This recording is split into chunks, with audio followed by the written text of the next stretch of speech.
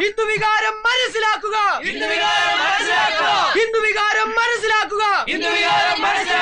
സർക്കാർ നീതി പാലിക്കുക.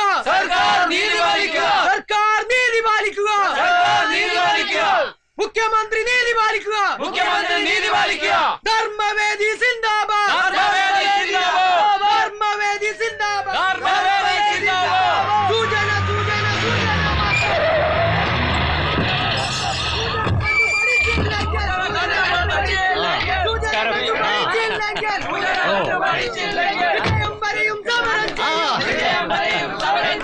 സർക്കാർ നീതി പാലിക്കുക.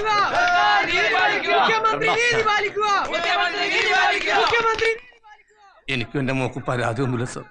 സംഭവിച്ചെല്ലാം വിധിയാണെന്ന് കരുതി ഞങ്ങൾ സമാധാനിച്ചോളാം.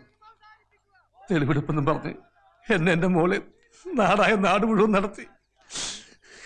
എന്റെ മോളിൽ നിന്ന് നാട്ടുകാർക്കൊരു കാഴ്ച വസ്തുവാണ് സാർ. കേസും കോടതി ഒന്നും വേണ്ട. ഞങ്ങൾ എവിടെയെങ്കിലും പോയി ജീവിച്ചോളാം. ഞങ്ങൾക്ക് നീതി വേണ്ട സാർ. ഞങ്ങൾക്ക് ഈ പോലീസിന്റെ നീതി വേണ്ട. ഞാനങ്ങനെ കാല് പിടിക്കാം.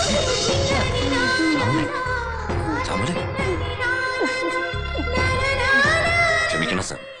സാമൂല് വിഷമം കൊണ്ട് പറഞ്ഞു പോയത്. ക്ഷമിക്കണം.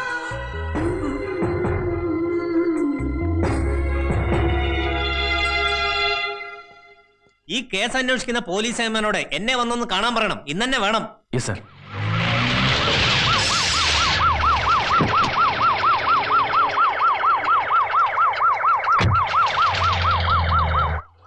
എടോ, കോടതിയും നിയമവും പോലീസും ഒക്കെ ജനങ്ങൾക്ക് വേണ്ടിയിട്ടുള്ളതാണ്.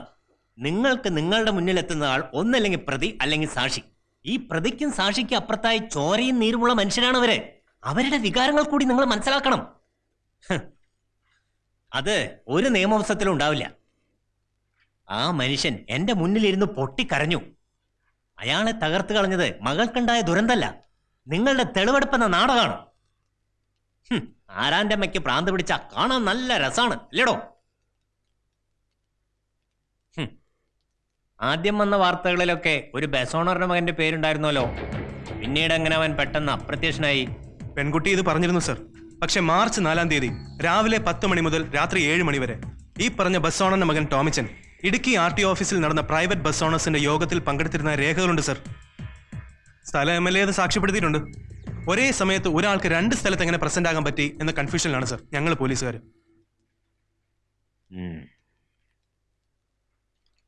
മഹാത്മാഗാന്ധി വെടിയേറ്റ് മരിച്ച കാലത്ത് ഈ നാട്ടിൽ RTO ഓഫീസുകൾ ഉണ്ടായിരുന്നടോ? ഇല്ലായിരിക്കും. ഉണ്ടായിരുന്നെങ്കിൽ ഗോഡ്സെ ഇതുപോലെ ബസ് ഓണേഴ്സിന്റെ യോഗത്തിൽ പങ്കെടുത്ത് നമ്മുടെ ചരിത്രം തിരുത്തിയേനെ. അല്ലടോ തോമസേ?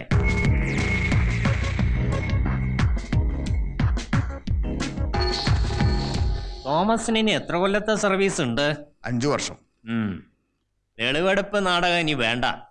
മറ്റന്നാൾ ഞാൻ കോട്ടയത്ത് വരുമ്പോ ഈ കേസിന്റെ മുഴുവൻ ഡീറ്റെയിൽസും എനിക്ക് കിട്ടണം. സർ. അതെ, താൻ ചേരപ്പിച്ചതിന്റെ അർത്ഥം എനിക്ക് മനസ്സിലായി. ബസ് ഓണറുടെ മകൻ ടോമിച്ചൻ എന്റെ ബന്ധുവാണ്. ഞങ്ങളെ പുളിയാങ്കുന്ന് കുടുംബക്കാരാ. അവൻ തന്നെ പെണ്ണിനെ കൊണ്ട് മുങ്ങിയത്. പക്ഷെ അവനെ തൊടാൻ തനിക്കെന്നല്ല ദേവേന്ദ്രനാ കൊച്ചുവപ്പൂന് പോലും പറ്റില്ല. മനസ്സിലായി?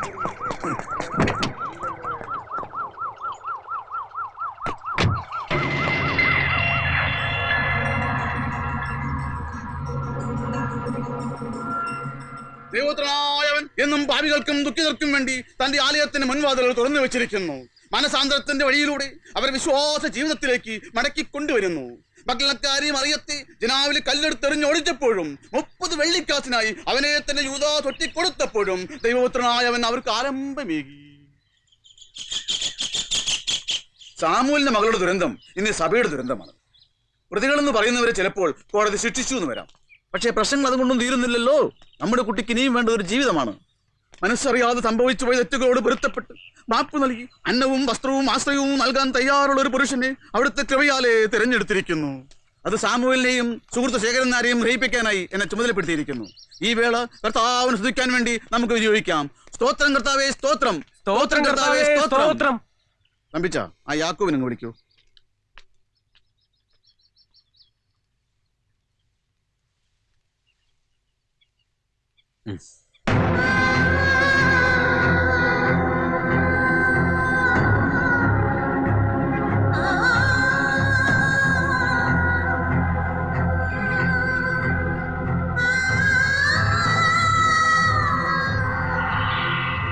ഇവൻ ഇന്നലെ വരെ ഒരു പാപിയായിരുന്നു, ദൈവഗതങ്ങൾ മാനിക്കാത്ത ഒരു ദുർനടപ്പുകാരനായിരുന്നു.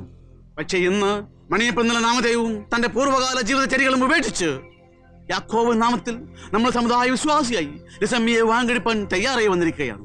കർത്താവിന്റെ അത്ഭുത പ്രവർത്തനത്തിനായിട്ട് നമുക്ക് സ്തോത്രം ചൊല്ലാം. കർത്താവേ സ്തോത്രം, സ്തോത്രം കർത്താവേ. Praise the Lord, praise the Lord, praise the Lord. സാമുവേലേ, Maniyappan നമ്മുടെ സഭയിൽ ചെയ്യുന്നത് നമുക്കെല്ലാം അഭിമാനിക്കാവുന്ന കാര്യമല്ലേ? പാസ്റ്റർ ക്ഷമിക്കണം. അന്യമതക്കാരന്റെ ചോരയാണ് സ്വന്തം ദൈവത്തിന്റെ ഇഷ്ടപാനീയമെന്ന് ഓരോ മതവിശ്വാസിയും വിശ്വസിക്കുന്ന ഒരു കാലത്താണ് നമ്മൾ ജീവിക്കുന്നത്. വിശ്വാസവും പ്രാർത്ഥനയൊക്കെ നല്ലതാണ്. ലോകത്തിലുള്ള എല്ലാ മനുഷ്യരും തൻ്റെ മതത്തിൽ വിശ്വസിക്കണേ, തൻ്റെ ദൈവത്തിൽ വിശ്വസിക്കുന്നവരാവണേ എന്ന് പ്രാർത്ഥിക്കാം. പക്ഷേ രാഷ്ട്രീയ പാർട്ടിക്കാരുടെ ശക്തി പ്രകടനം പോലെ ആളെ കൂട്ടുന്ന ഒരു ഏർപ്പാടാകരുത് മതവിശ്വാസവും പ്രാർത്ഥനയും. പാസ്റ്ററെ പോലെ സംശുദ്ധനായ ഒരാളോടൊപ്പം ഇവനെപ്പോലൊരുത്തനെ കാണേണ്ടി വരുന്നത് അന്യമതസ്ഥനായ എനിക്ക് പോലും വേദന ഉണ്ടാക്കുന്ന കാര്യമാണ്.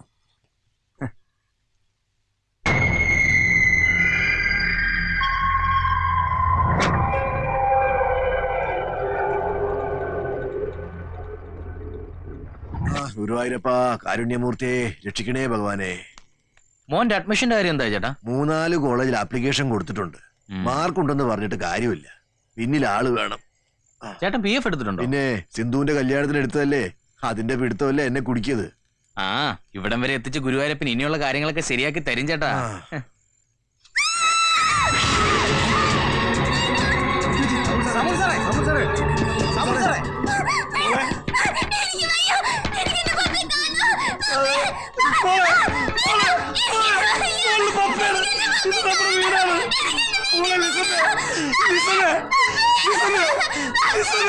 ഇത് മോളുടെ പപ്പയാ.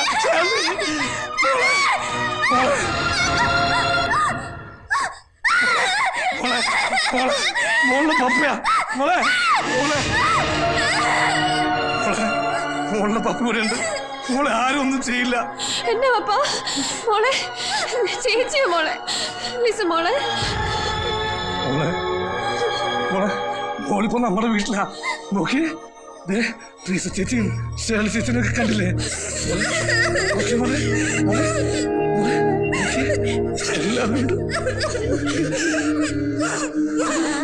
പപ്പ എങ്ങും പോവില്ല. എന്റെ മോളെ പപ്പിന് എങ്ങും പോവില്ല. എന്റെ മോളെ പപ്പിന് മോളെ വിട്ട് എങ്ങും പോവില്ല. മോളെ വിട്ട് എങ്ങും പോവില്ല.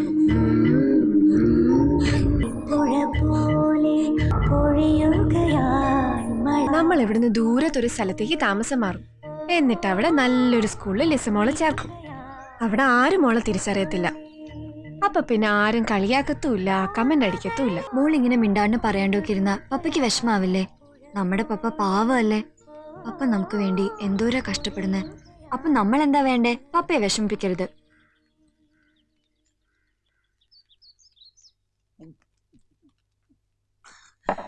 അവൾ എനിക്ക് അനിയത്തിയല്ല, മോളാ മോള്. അവളുടെ ജീവിതം തകർത്ത ഒരുത്തിനെ ഞാൻ വെറുതെ വിടത്തില്ല. വളത്തിനേ ഉള്ളൂ ഞങ്ങൾക്ക് ഇത്തിരി കുറവ്. അവളുടെ അമ്മയുണ്ടല്ലോ, മരിച്ചോയ എന്റെ അമ്മായി അമ്മ. അവരാരാ? അവരുടെ തറവാട് ഏതാണെന്നറിയാവോ? കട്ടാമ്പിള്ളി തെക്കേത്. അന്വേഷിച്ചു നോക്ക്.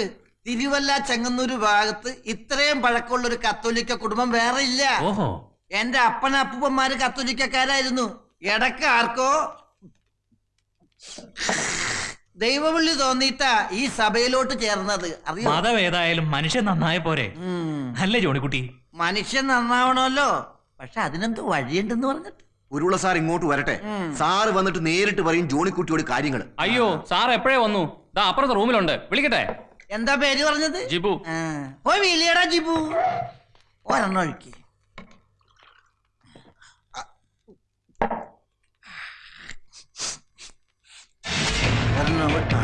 നമസ്കാരം. നമസ്കാരം. നമസ്കാരം. സാറ് ഞങ്ങളുടെ കുടുംബത്തിലുണ്ടായ കാര്യങ്ങളൊക്കെ അറിഞ്ഞു കാണുമല്ലോ. അറിഞ്ഞു കാണുന്നോ? എന്ത് വർത്താനം എന്റെ ജോണിക്കുട്ടി.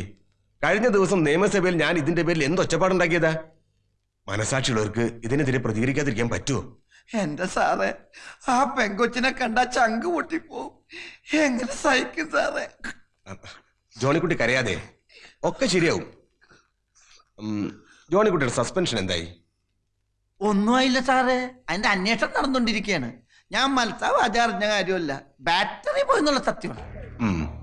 ജോണിക്കുട്ടി, എന്തോ ഇപ്പോഴത്തെ ഈ അവസ്ഥയിൽ ആ സസ്പെൻഷൻ പിൻവലിച്ചു കിട്ടിയ വലിയ ഉപകാരമായിരിക്കും അല്ലേ? ഉപകാരമായിരിക്കുമെന്നോ? എന്റെ പൊന്നു സാറേ, മരിച്ചാലും ഞാൻ ഈ കടപ്പാട് മറക്കത്തില്ല. ഉം. ഞാൻ ജോണിക്കുട്ടിക്ക് ഒരു ഉപകാരം ചെയ്യുമ്പോ തിരിച്ചെനിക്കും ചിലത് പ്രതീക്ഷിക്കാലോ. ആ 36 പേരുടെ കൂട്ടത്തിൽ സാറും ഉണ്ടല്ലേ? പക്ഷെ കൊച്ചിതുവരെ സാറിന്റെ പേര് പറഞ്ഞിട്ടില്ല കേട്ടോ. സത്യം. ആ ഛേ, അസമ്മതം പറയുന്നു. പിന്നെന്താ സാറേ എന്നെ കൊണ്ട് കാര്യം? ഒരു കാര്യമില്ലാതെ സാറുമാര് ബ്രാൻഡ് വാങ്ങി തരത്തില്ല. നമ്മുടെ പാർട്ടിക്കാര് പിള്ളേര് വല്ലവരും ഉണ്ടോ? ഏയ്, നമ്മുടെ പാർട്ടിക്കാരൊന്നും അത്രക്കാരല്ല. അതെനിക്കറിയാം. നമ്മുടെ പാർട്ടിക്ക് ഡീസന്റ് പാർട്ടി എന്നൊരു പേര് കൂടി ഉണ്ടല്ലോ.